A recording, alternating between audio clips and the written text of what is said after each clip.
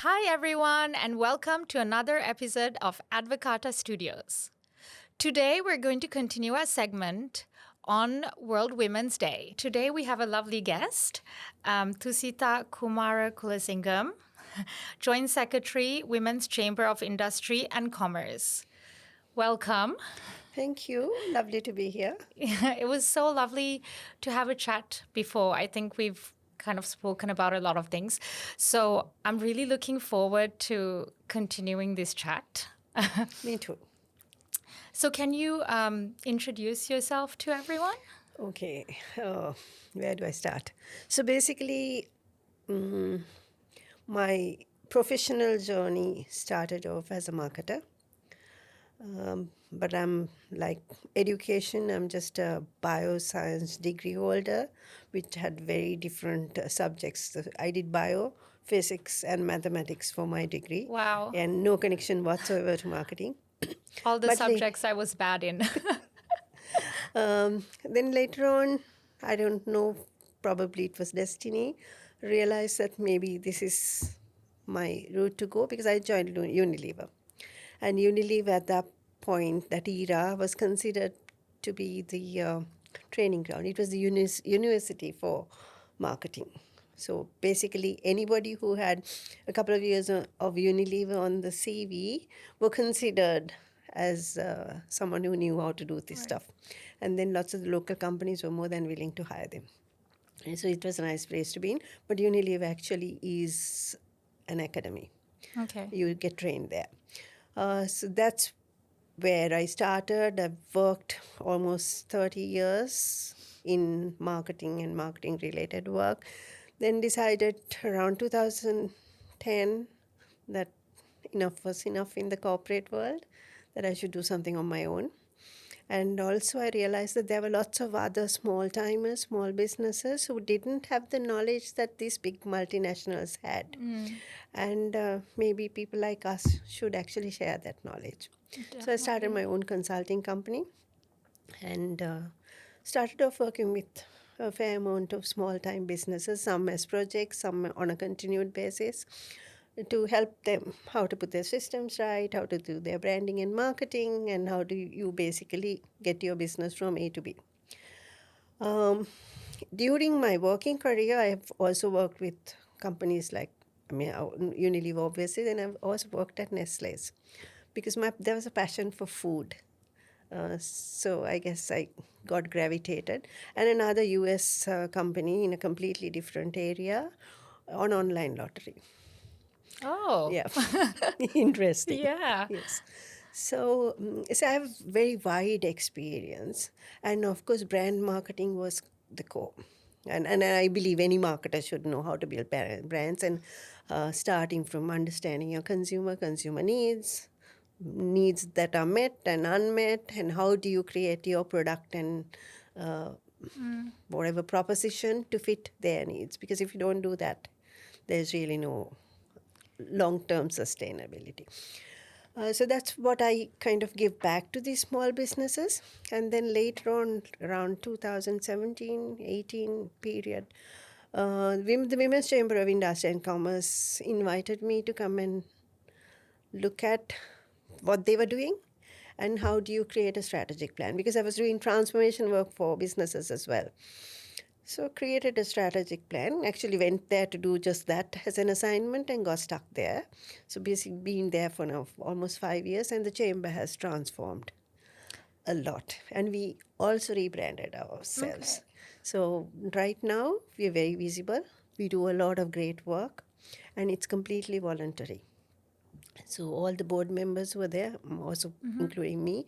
There's 15 of them, ladies, great ladies, who provide their services completely voluntarily. And this chamber has been there for 40 years. This is the 40th year. Okay. And it's supposed to be the first women's chamber in the world. Wow. Yeah. So I didn't know that. Neither did I until we went there. Apparently, there have been other chambers where women are involved, but as a part of a men's chamber. never an independent women-only chamber. So, yeah, it has come a long way. I think it has a longer way to go. A lot of things to be done. And as I was talking earlier, we just opened a chapter last month in the north. Yeah. So we want to have chapters across Sri Lanka in all provinces so that a greater number of women can be helped closer to where they stay. Amazing. So you've been in the corporate sector for such a long time. What other challenges do you think women face?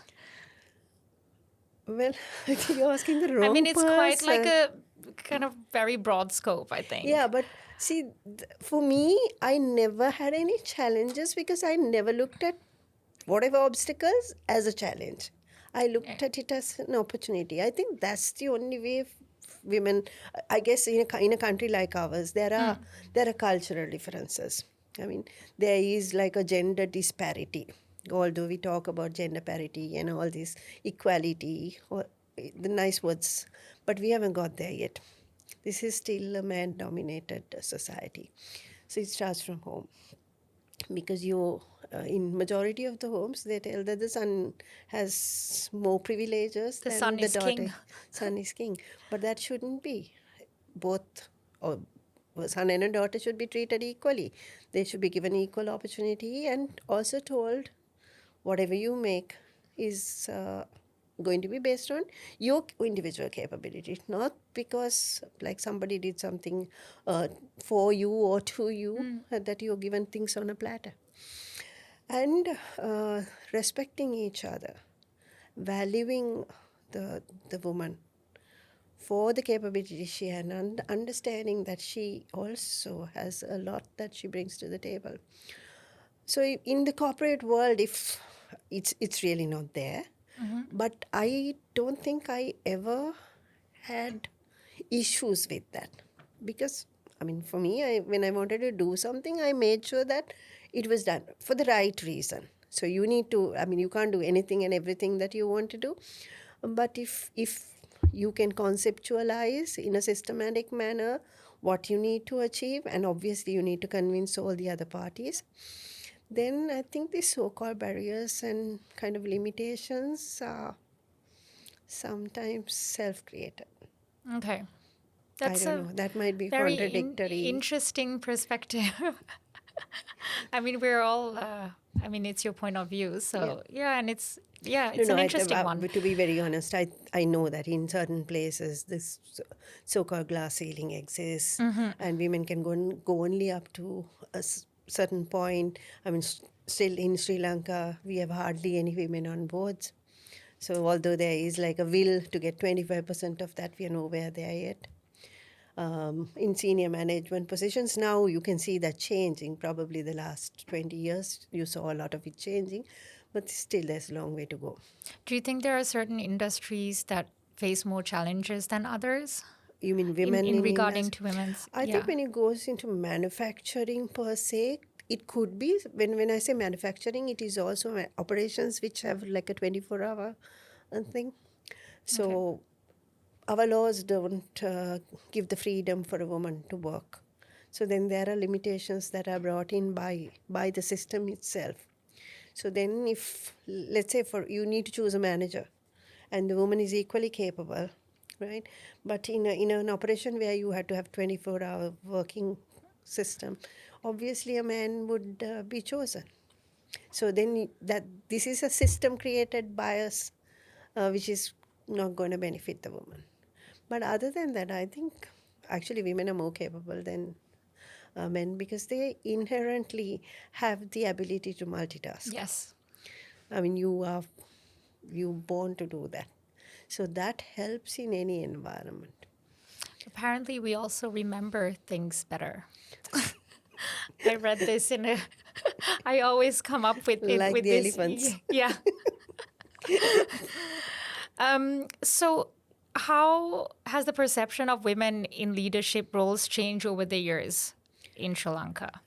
I think probably like earlier than the 2000s, there were very little women right at the helm.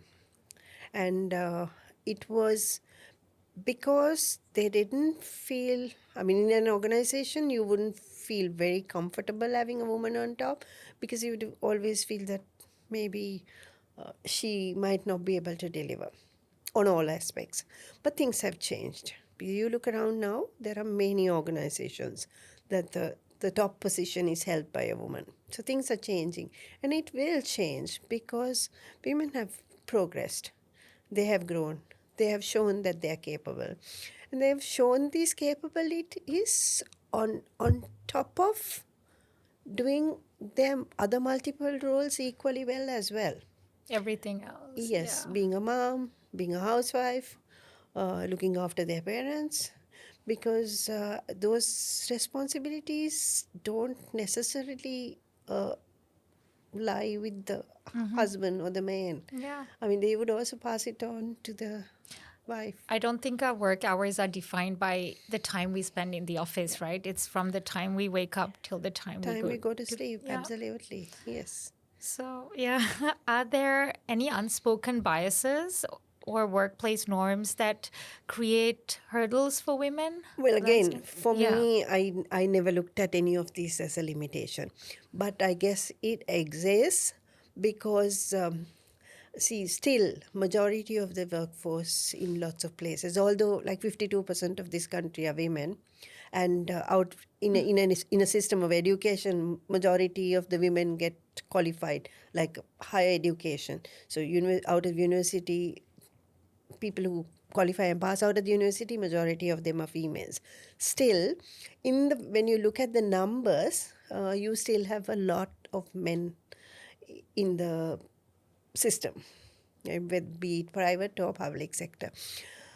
And all of them have not been brought up in a way that I guess in their childhood that they've been told that a woman has to get equal amount of respect. So we still have people who believe that males are superior and females are not. Because you're talking about currently we would have about 4 or 5 generations.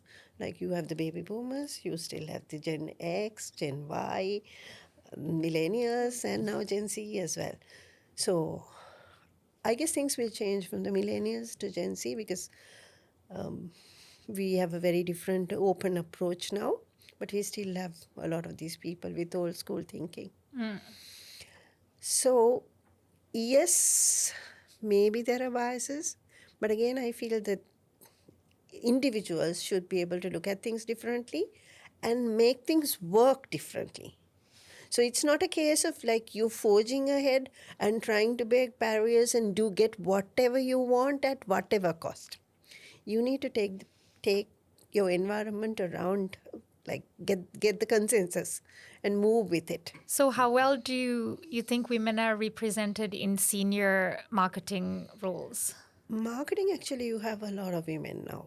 And even getting into marketing from brand management, even in sales, right? Maybe not field sales so much, but in other operational roles, there are lots of women willing to get in there, willing to do the hard work and to make it work. So I can see that changing. And in companies, I think when they do deal with women, when they do have the right women, not any woman, right women with the right kind of attitudes, they realize that they bring a lot onto the table. Added value. Added value. Yeah. And that brings the results for the company. Yeah, it's good to know that people are starting to realize this as well. So, but again, I think it a lot depends on the individuals because it's what you give, how committed you are, how consistent you are. Yeah, because you do have multiple roles to play, but that is not the problem of the company. So you need to know where to draw the line. When you are at work, that is your priority. And whatever that is expected from you needs to be delivered in a form of excellence. Yeah. So my next questions are going to be about work-life balance, because I think this is one that a lot of younger people struggle with as well. First-time moms. Right.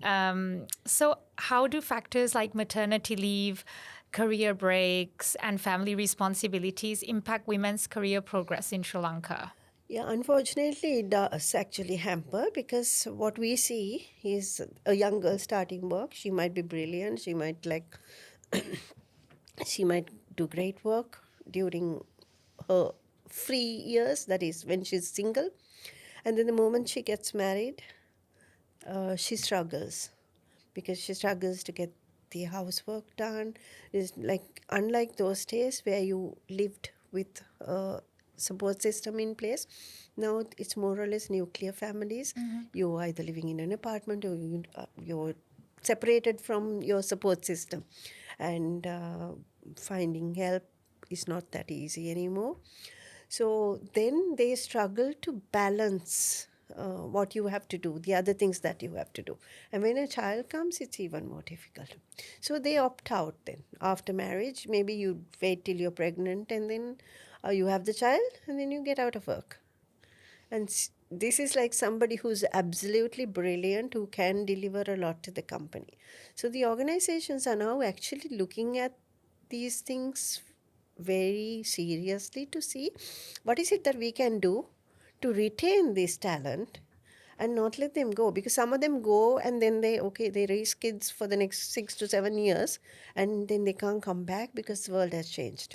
Yeah, because we don't have a way of kind of retraining to come back into the I work think they system. say that if you stay out of work for 2 to 3 years, then you become unemployable. Yes, exactly. So because things are changing so fast and now more than ever, I mean, every day there is some new development. And obviously when you're raising a child, you don't have the time to do anything else other than that. So organizations are now looking at having creches, daycare centers, part-time work for moms, and then coming back to the same company. If that was like a brilliant worker, why don't you get them back? Maybe not full-time work, but short stints or on projects. So these options have to be evaluated. I guess this is what COVID did. COVID taught us that we don't have to go to an 8 to 5 job, that you can still function in different ways. I mean, I guess what I would like to see, like with other countries, we would have 40% contracts, 60% contracts abroad. We don't have any of those here. Exactly. No. And it'd be so nice to see this here. Yeah.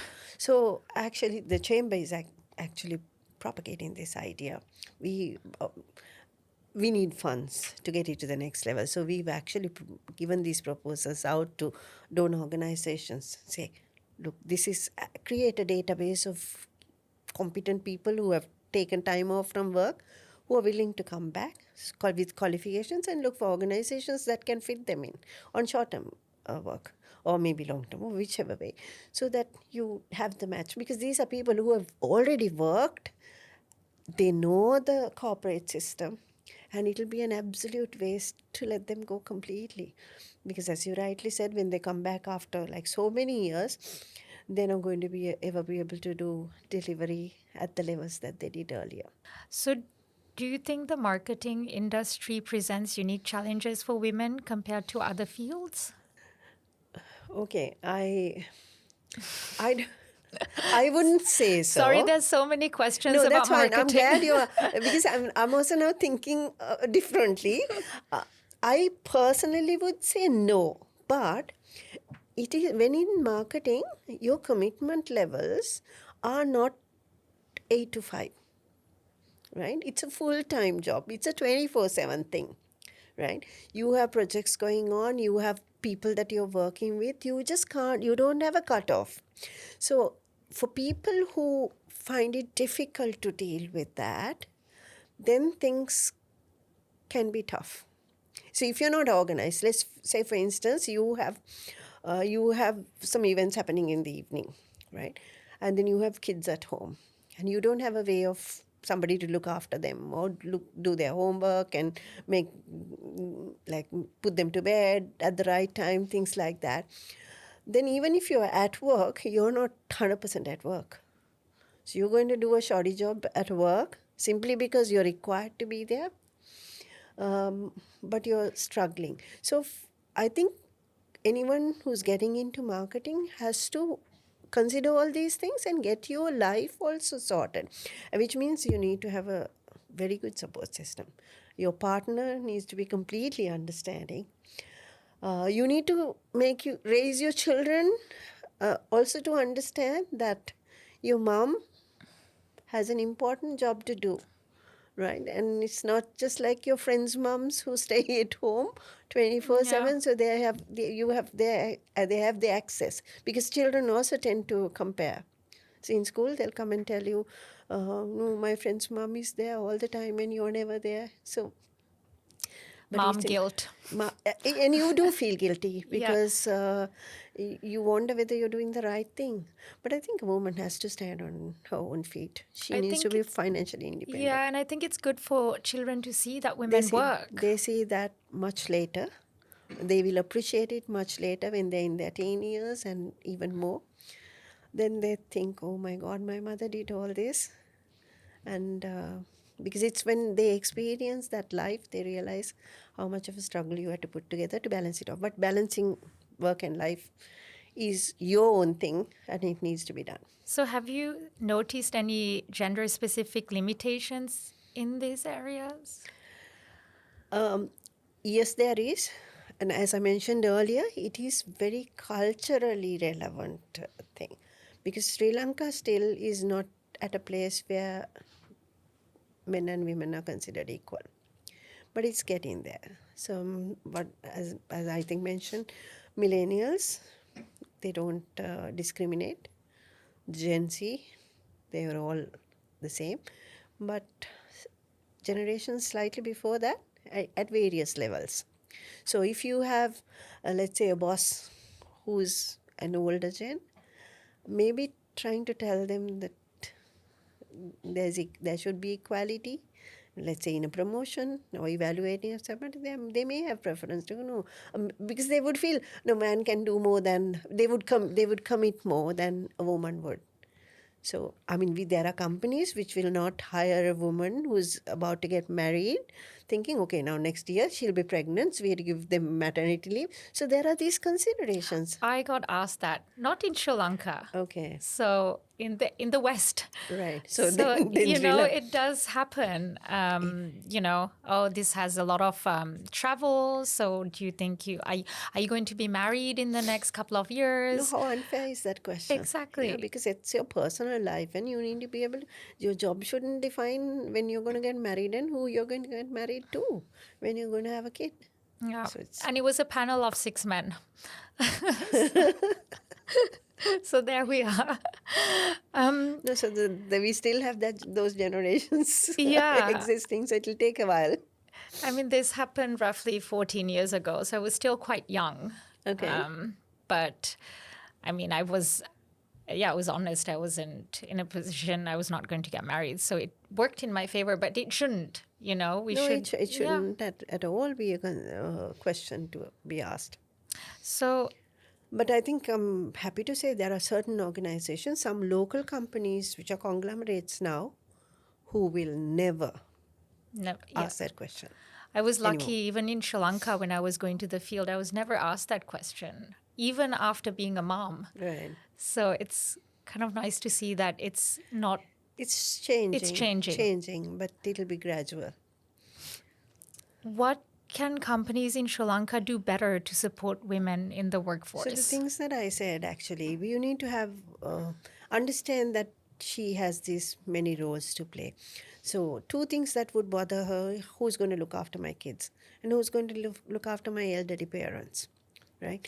In both those areas, if like there are elderly care facilities available, child care facilities, reliable, respectful places where the child will not be abused. Yes. Or there won't be any harm happening to either. I mean, even to an older person.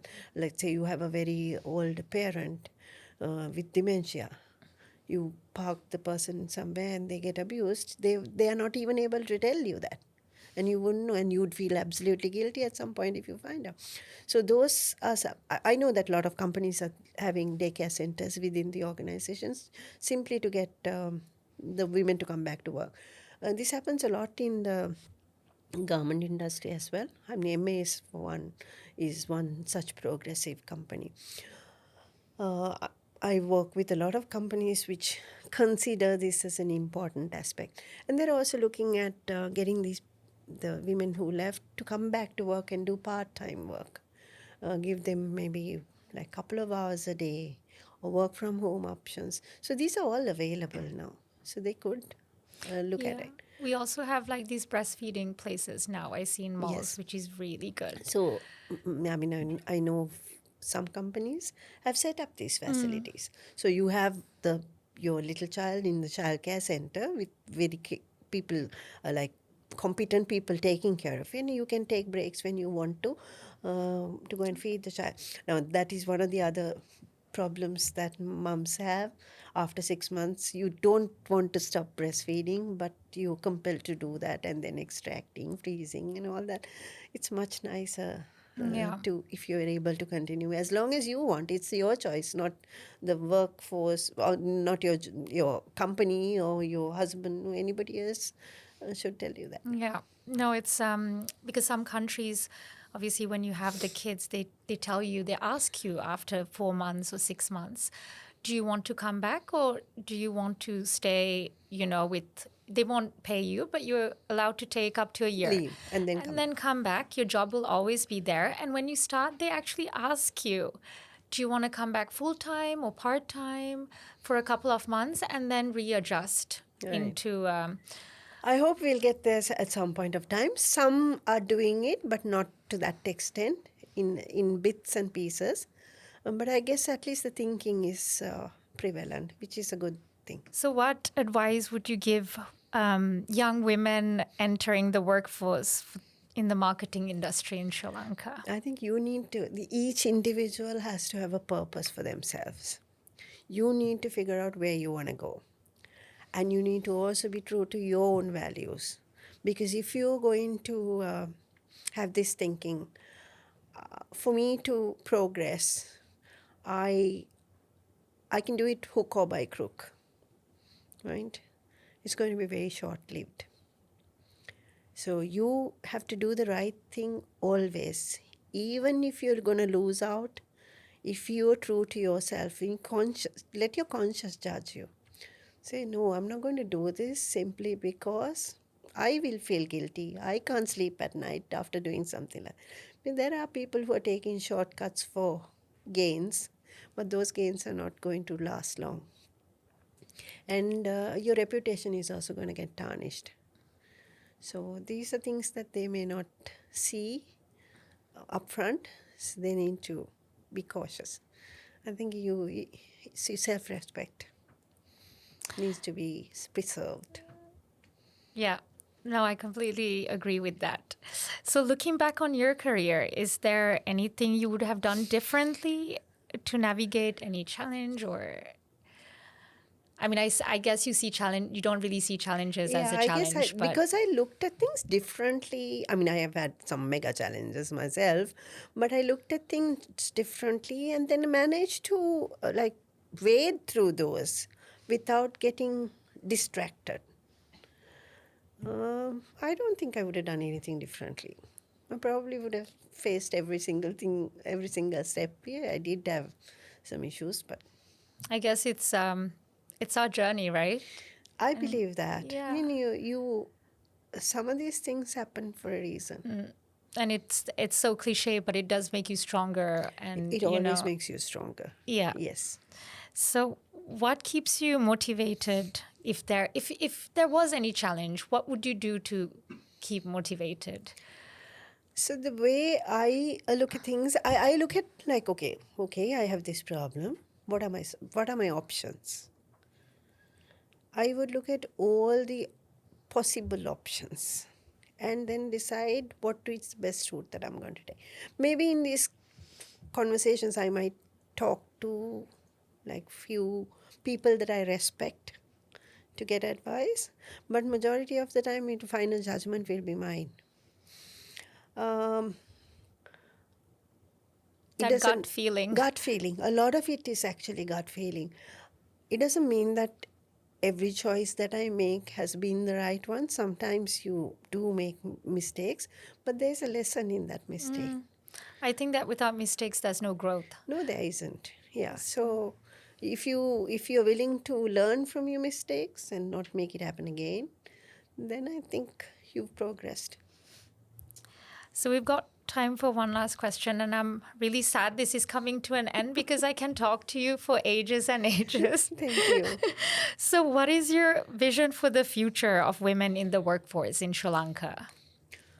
I want them to be very independent. And I would actually love to see more entrepreneurs being born. But they need to get their fundamentals right. I think whether you're an entrepreneur or a corporate woman or whatever you do, you need to be financially stable. Right? It could be a joint income or it could be a single income, whatever, but you need to live within your means. You have to make that balance, but which is not happening right now. Lots of people are living beyond their means, and they're getting into trouble. And I, for one, don't believe in credit cards. I do have all the credit cards from all the banks in my wallet, but my daughter laughs at me. I use a credit card and I go and settle it immediately because I don't want to be in debt to anybody. That is for convenience sake. Even the bank. Not even the bank. Definitely not the bank. So I mean, that's a bit too extreme. But if you know how to manage, credit cards are fine. They are a necessity, but you shouldn't go into like unnecessary debt because they make money off you. I mean, you pay about 30% interest on credit card outstanding. So if you do that calculations, you will realize, I mean, banks are making so much money out of you. And if you had been careful, you could have had a better life. So that whole financial intelligence and